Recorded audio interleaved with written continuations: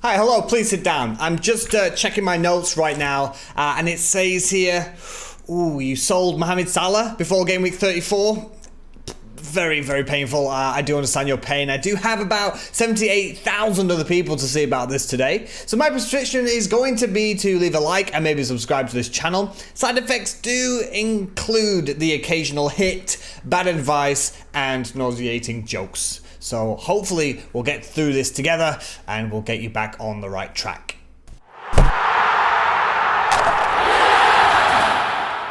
Hello and welcome to the team selection video for Game Week 35 Plus with a quick look back at Game Week 34 Plus. Now we do still have one day of fixtures left. You can see Bournemouth, Spurs, Everton, Southampton, Aston Villa, Manchester United, and I do have three gentlemen playing this evening. Hopefully, we never know with rotation, but with the way Manchester United have been setting out recently, I'm not expecting too much. 50 points so far. Now, for those of you that don't know, I'm living out in Asia at the moment, and I wake up and I watch the football live from the night before. And I had awful fears. I didn't go on Twitter, and I watched the games from yesterday, and I thought, oh my word, it's going to be a nightmare. These weeks and weeks of rank rises are just going to come to a complete stop.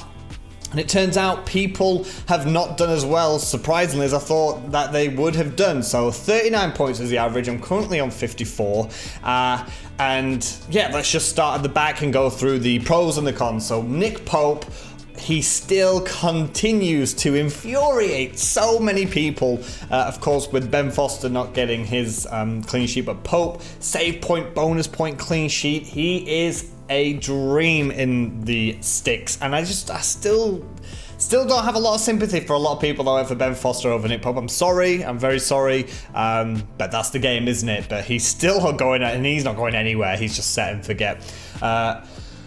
We got the good, the bad, and the ugly for this one. So the good is Robertson. I was thinking, I'm in a lot of trouble because Holgate and Lascelles not going to play this game week, so Lascelles already missed Man City. Holgate is supposed to be dropped for Everton's game as well. So I thought, oh, here we go. We're only going to play two at the back. This is a great game week. Robertson came on and got an assist, so that's the good. The bad is TAA. Trent Alexander-Arnold did nothing. And only got 2 points. I've seen a lot of talk of people considering getting rid of him because, they're not going to get a lot of clean sheets till the end of the season.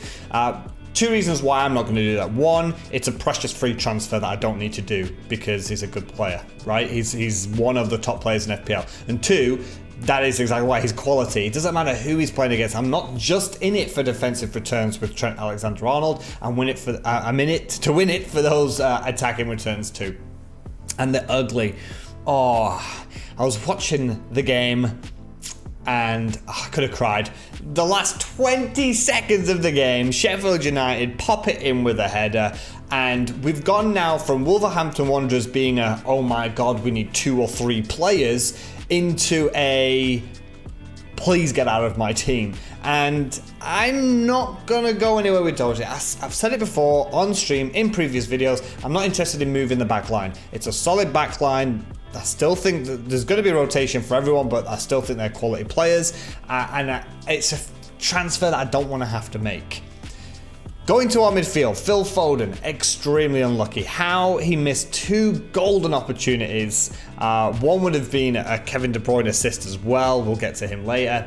But Foden, just incredibly unlucky. On another day, he'd have got a double-digit haul. Again, he's not going anywhere. He's just coming to the side. I still think he's going to get minutes a lot before the end of the season. And he's an incredible price. Martial yet to play. Kevin De Bruyne captain. I had mentioned why I was going to go Kevin De Bruyne captain. One, I thought he was going to get the most points in the game week. I don't think that's unreasonable. There seems to be a connection between Kevin De Bruyne not playing and Man City not playing well, and then the next game, Kevin De Bruyne starting again and going absolutely crazy. That 7 points, obviously 14 because he's my captain, is very misleading. It could have been a ridiculous score if Man City would have finished the other chances. But the second reason why I went for Kevin De Bruyne was safety. His effective ownership, I believe, was over 160%, which means that if you have Kevin De Bruyne and you didn't captain him, his points were negative towards your rank. Basically pointless for you, taking points away. So even if the likes of Salah and Fernandes, who are the second and third highest captain players, it wouldn't hurt you as much as if Kevin De Bruyne would have, if he would have gone crazy. So that's why I went for Kevin De Bruyne.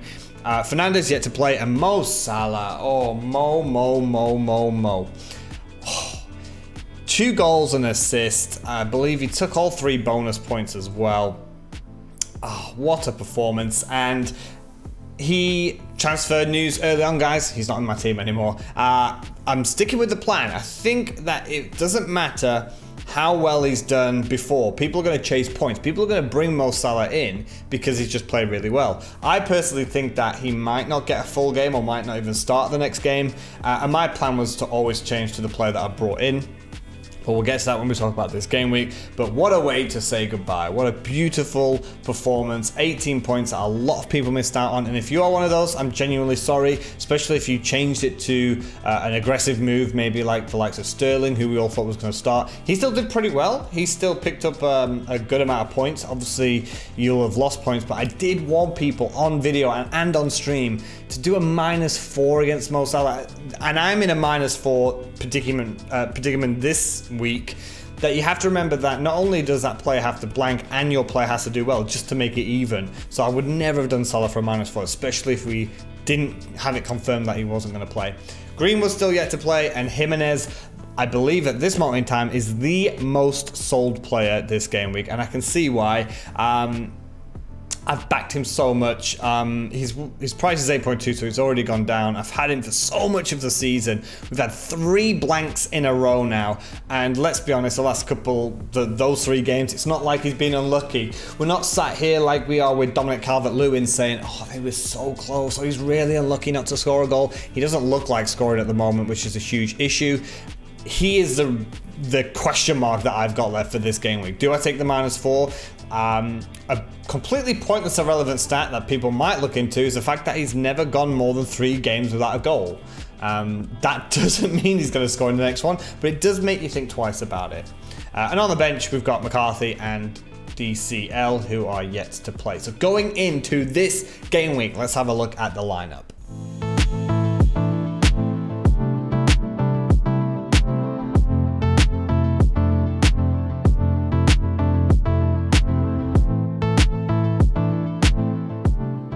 So it's pretty much as you were. Nick Pope stays in between the 6. It's not a great goalkeeping week for me because Pope's going to Liverpool and McCarthy, who's on my bench, is off to Manchester United. So if Pope gets a clean sheet this week, I think Twitter is going to explode. Gonna start Robertson and Trent because they're at home to Burnley. Maybe Trent doesn't start this one, I'm not too sure, but that's fine. Hopefully Holgate, all the cells will be not injured anymore on my bench. And Doherty at home to Everton, who have not been particularly prolific, but with Dominic Calvert-Lewin sat on my bench right now, I wouldn't be surprised if he scores against my own defense, so that would be pretty hard to take.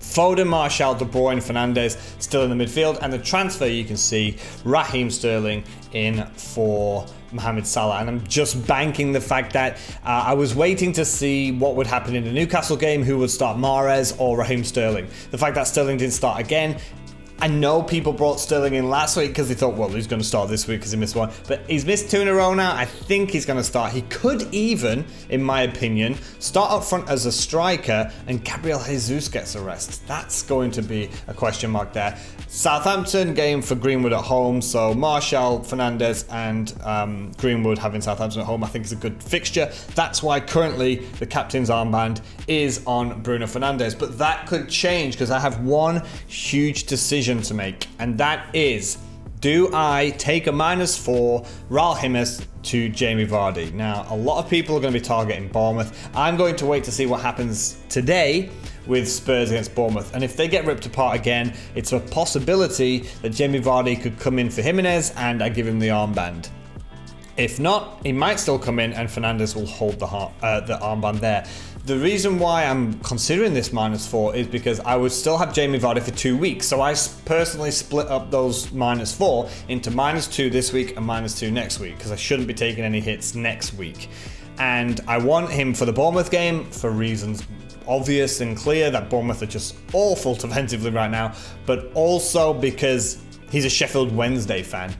And he's played Sheffield United twice in his career and he scored 2 goals against them. And he hates Sheffield United and they hate him. There is a genuine rivalry between them. And if the fans were there, I would 100% have probably brought him in a captain, because you just know he'll go in front of them and he'll do something like this or something like this. That is just Jamie Vardy all over, right? That's poo-housery, if I'm going to be family friendly with the language there. So the only decision really that I'm considering right now is Jamie Vardy in for a -4 in place of Raul Jimenez, and then do I captain him or not? So that's going to be it for this video on team selection. There might be another video tomorrow talking about the transfer news, the biggest ins and outs of the week, why I think that is, and why that could be a good thing or bad thing. If you are interested in Football Manager, there's a Mike Bassett experiment when I tried to win the World Cup with England using just a 4-4-2. And if you are interested in subscribing and leaving a like, that would be great. You can click over here for subscribing, and the like is just below. So thanks very much, and I'll see you guys tomorrow in a live stream around 1 PM UK time in the afternoon, and it would be great if I could see you there. And as always, have a good one.